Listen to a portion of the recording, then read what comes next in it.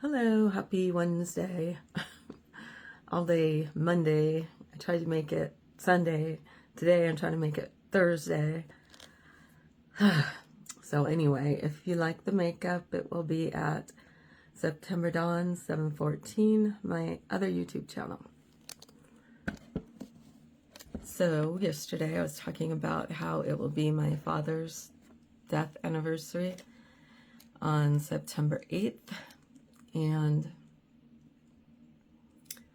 like with my mom and my husband for their birthdays and the anniversaries and stuff, I will acknowledge it in some way.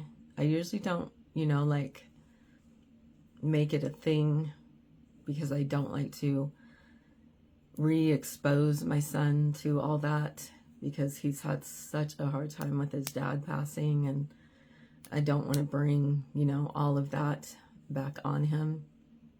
But I'll usually buy some flowers or something like that for my mom's birthday. And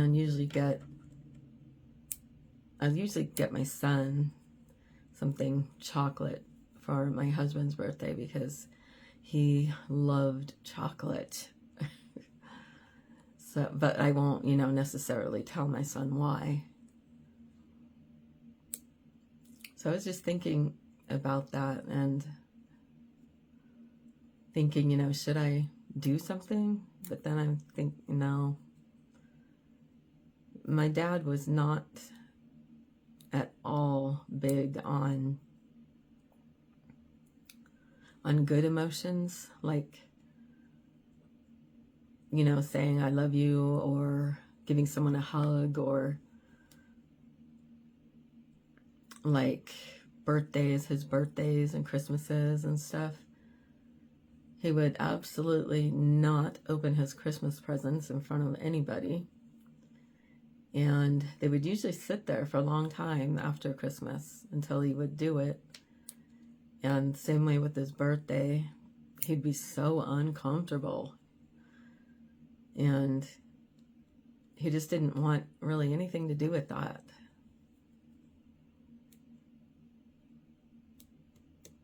So I guess, that's part of the reason why I don't do anything on those days for him. He didn't, start to do any kind of, how do I say that?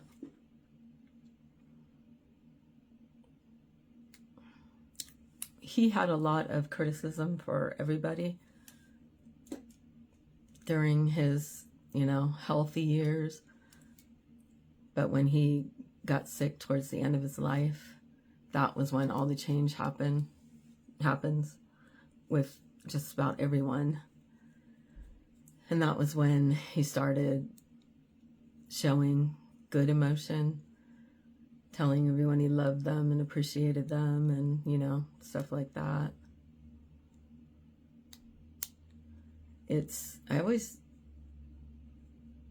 I never really understood a lot of people will take care of someone that they didn't get along with, in life and had really rough times with.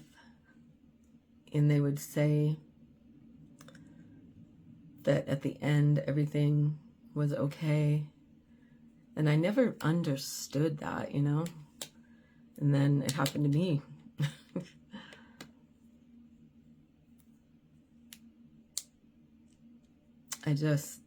When he got, really sick, and I was taking care of him, there were very, very vulnerable, personal moments for him.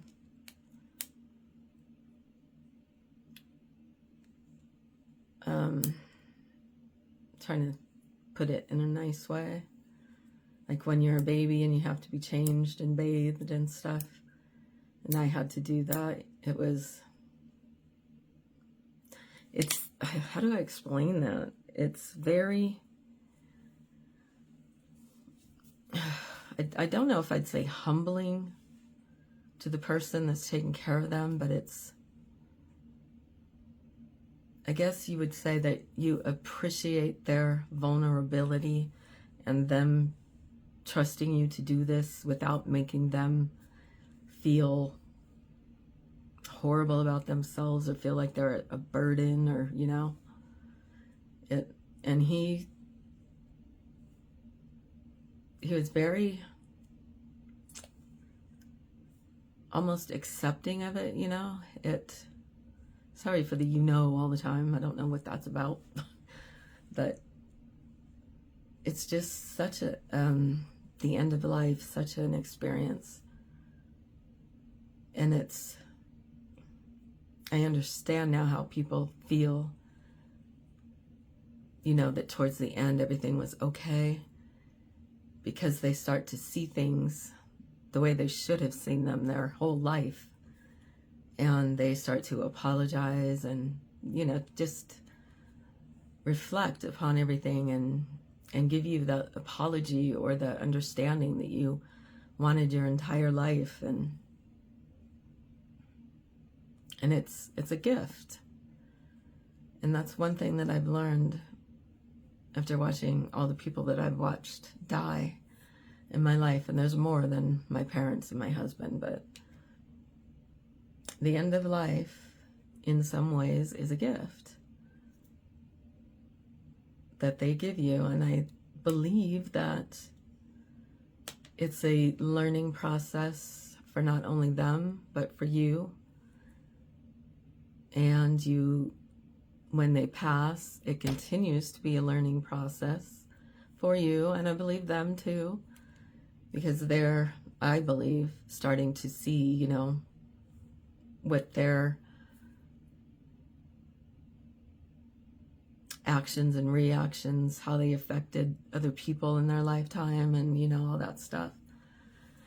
And it's just like I said, a learning process. I know I think I'm kind of rambly here, but it's hard to explain to people unless they've gone through it, how the end of life is just horrible, sad, beautiful, lonely, fulfilling, So anyway, I'm going to quit trying to explain it. So I will see you soon.